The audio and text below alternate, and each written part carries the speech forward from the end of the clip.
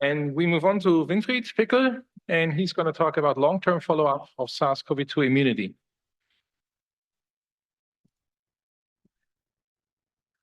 So hello everyone. Thank you very much for organizing this wonderful meeting. It's really a pleasure being here. I will raise the following questions. So how does a single SARS-CoV-2 infection affect actually the immune system in a virus-naive population? And question number 2, what are the long-term consequences in the immune system? And we have done that and studied that in a cohort very early on during the COVID pandemic, as you can see here in patients infected with the coronavirus and control collective. And we have investigated this population at 2 time points, 10 weeks and 10 months after the disease.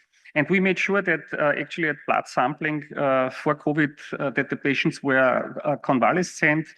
They had no vaccinations between the visits.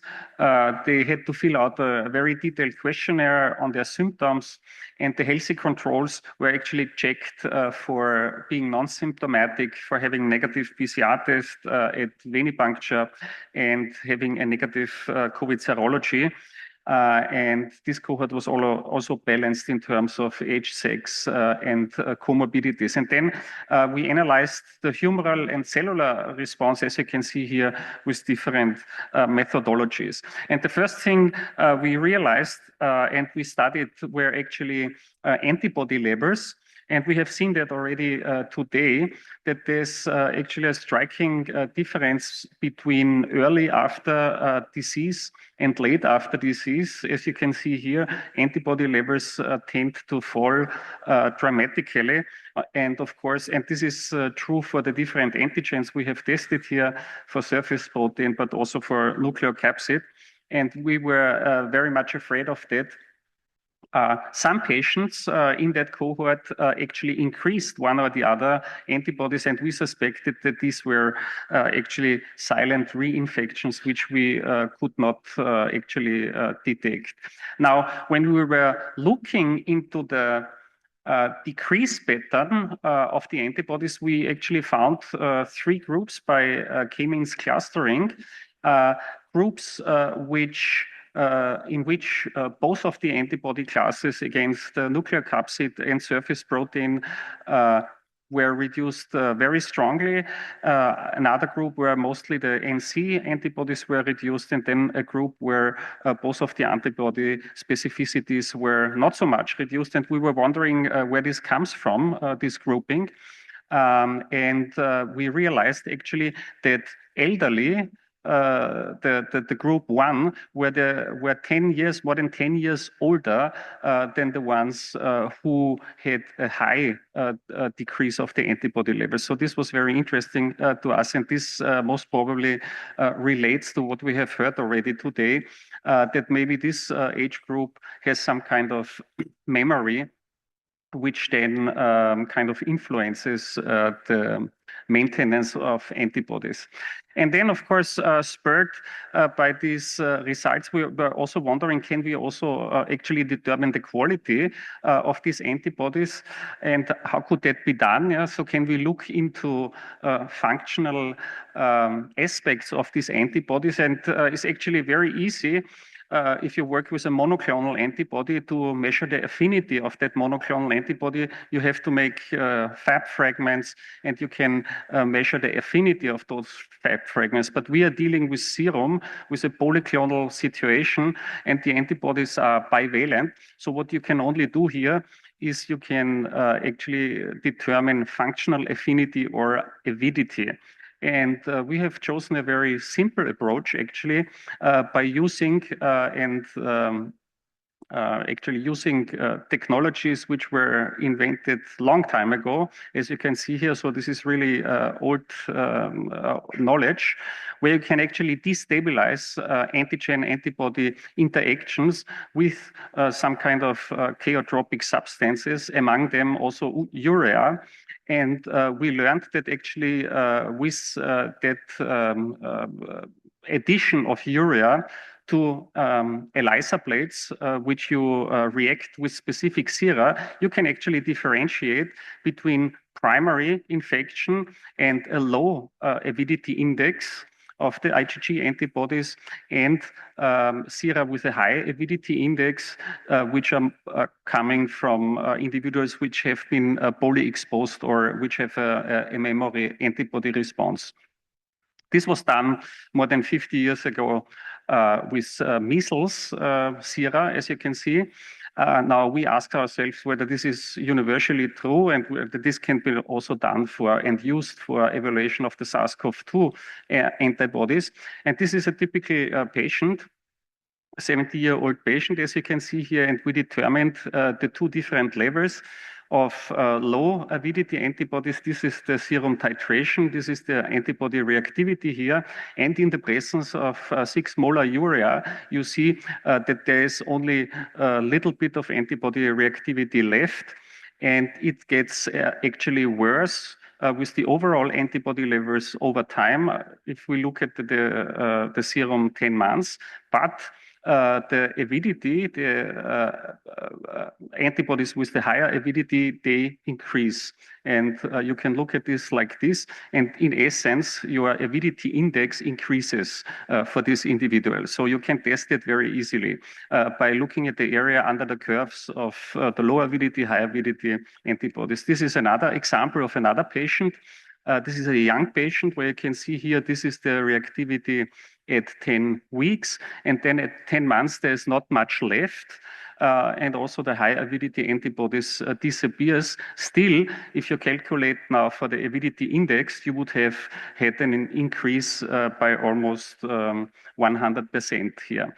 So the avidity index, in fact, is not an ideal measurement for the quality of the antibodies after a certain time, because due to the deterioration of the lower avidity antibodies, in most patients, the avidity index goes up, as you can see here. So it's we then looked in the next step into actually the high avidity area under the curve data. And as you can see here, there's actually, again, a grouping to be seen. So lots of patients actually keep their avidity, the antibodies stay actually the same. And then there are some which really increase in avidity. And we asked, what would this group actually be and where does this group belong to? We looked into our data and we realized that actually this subgroup, which is actually was heavily affected by the disease, they increased also to a large part and substantially their antibody levels, as you can see here. And also those individuals where we suspected a silent reinfection were among those who did actually increase. So this is actually already a secondary response we are observing here. So it makes sense to look at this data, and just to convince you how well informative this essay is actually when you look into vaccinees. We all received in Vienna at the Medical University the Vaxzevria shots for 2 times, as you can see here. So this was not a very good vaccine, as you can see. Even the booster reaction did not increase the antibody levels to high avidity. However, if you looked in such an individual after further boosters and after 2 infections, as you can see here, then all of the antibodies, almost all of the antibodies which we could measure in that person were also of high avidity. And of course, you can also do that after the infection. So this would be a singly infected individual and then revaccinated with community, and then you can also see that the avidity of the antibodies increases a lot, and this is of course very good for protection and helps to look actually into the quality of the antibodies. Now we looked also into changes in cellular populations in these individuals, and here we realized early on a decrease, actually very significant decrease in granulocyte counts 10 weeks after infection. And this maybe have to do with compartmentalization of these cells into other compartments other than the blood. After 10 months, we very surprisingly realized a general separation of leukocytes in the body, or at least in the blood as we could measure it. And this concerned leukocytes, but also all lymphocyte lineages. So the patients did not become lymphopenic in the clinical sense, but since we had sequential measurements, we realized that they indeed lost the cell numbers, circulating cell numbers, and this can be seen here also for different subpopulations. And this was always highly significant, as you can see. This was, however, not concerning all of the cell types because memory was, of course, built up. So there was T cell memory built up in the patients, central memory T cells. So then we wondered how that can happen and where this comes from. And we looked deeper into T cells and we realized that actually the number of recent thymic emigrants is dramatically reduced and significantly reduced in these patients 10 months after the disease. And there were now two explanations possible why that is happening. So either there is a difference in the thymic output of the cells, of the T cells, or eventually the T cells become infected themselves. And we tested both possibilities. And we looked actually in T cell receptor excision circles, but did not find differences between 10 months and 10 weeks in the patient groups. So rather ruling out that there's a thymus dysfunction accounting for the low T lymphocyte counts.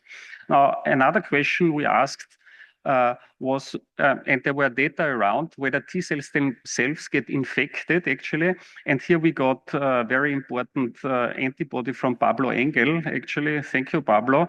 And we actually tested whether T cells express ACE2, and we did not find any evidence, neither with this antibody nor by staining of T cells with actually his-tagged receptor globulin. As you can see here, while the control cells were always positive.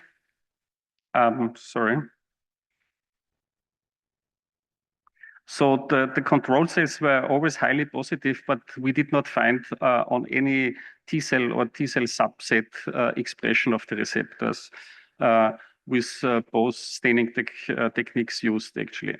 So that we now rather believe that actually COVID is and SARS-CoV-2 is actually attacking hematopoietic stem cells, and there is actually evidence in the literature, and we are now following that up, that actually an infection of hematopoietic stem cells could actually lead to that general repression of leukocytes in the body.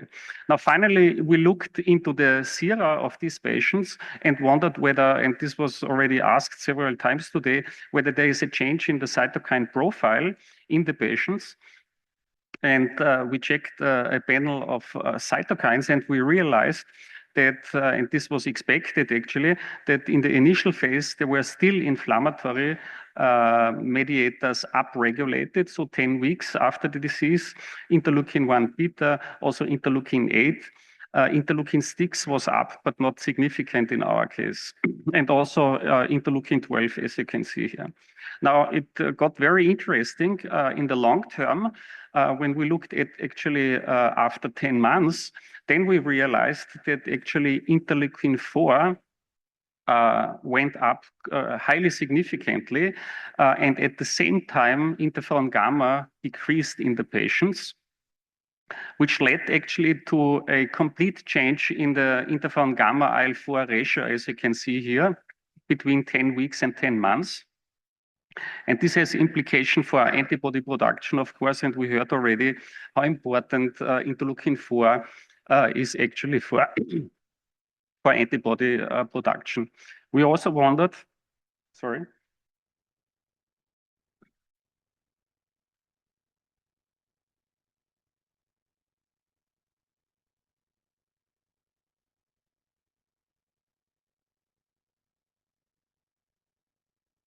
We also wondered whether the elevated interleukin-4 levels would have something to do with IgE levels actually in the patients.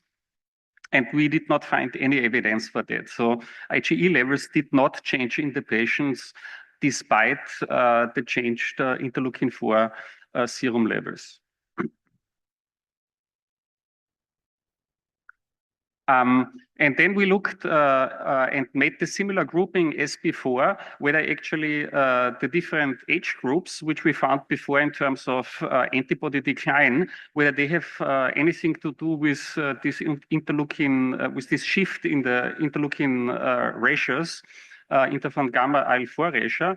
And again, the elderly, the group with the elderly people, they did not change so much. So there was almost no shift in interferon gamma IL-4, while the ones who were shifting a lot were the younger patients, so the group 3. And now we wondered where this would come from. And we realized that actually, I come now to this. And we wondered whether this has to do actually with interferon gamma produced by NK cells. And we realized that, in fact, the younger individuals, they lost much more of their NK cells than the elderly individuals. So here in the older group, NK cell levels and NK cell being known to be producers for interferon gamma did not change much, as you can see here, while in the younger group, NK cell levels dropped. And the individual level of NK cell production of interferon gamma did not change. So there was no change in the propensity to produce interferon gamma, but there was a dramatic loss actually in the NK cells themselves. So with this, I can summarize that by looking into an early cohort of individuals who have been infected and then not vaccinated and just followed up because this cohort stems from the year 2020. We can say that COVID-19 causes long-term imprint on the immune system. There's a very strong antibody waning observed, especially in younger patients, which is very interesting. And let us think about prior encounter with other viruses, of course, and prior antigenic experience, so to say. What was surprising to us is actually that COVID, even in a cohort, and I think I did not mention it yet, so most of these individuals kind of had a mild disease, so they were not, most of them were not hospitalized. Still, there was a reduction in leukocyte and lymphocyte counts, and we still wonder how that is possible. And of course, we saw memory signals and memory T-cell responses, which were upregulated. But at the same time, the output from the thymus and new naive T-cells were drastically reduced. I did not show you the data about the B cells. We also found signatures in B cells, and I showed you that NK cells were reduced even 10 months after a normal disease and a normal infection, and that there are significant cytokine shifts, especially in younger patients observed, which predict a Th2 signature in the aftermath of the disease. And maybe this shift actually contributes also to, and let us think about new markers, being new markers to stratify actually for long-term effects of COVID-19. So with this, I thank the funding organizations, all the collaborators, and once again, Pablo, for this wonderful monoclonal antibody, and you for your attention. Thank you.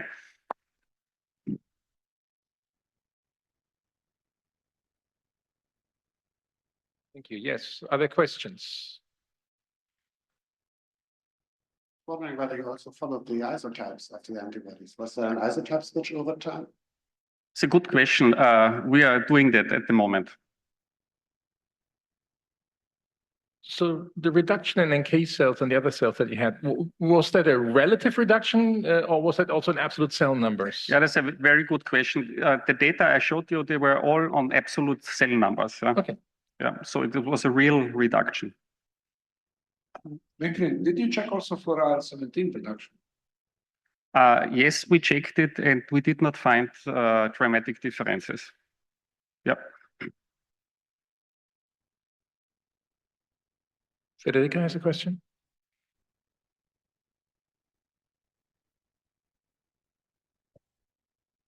Now, this Th1 to Th2 shift is interesting. So you showed that interferon gamma most likely is coming from the NK cells. So do you know whether there is any change in the T cell population subsets that Th2 are increased if you stain with antibodies with this subset? We have not seen that so far, but we are going deeper into that. That is a very good point. So we have cell samples frozen of all these cohorts. So these were the evaluations which we did, and now we are confronted with these findings. So it's a very good point.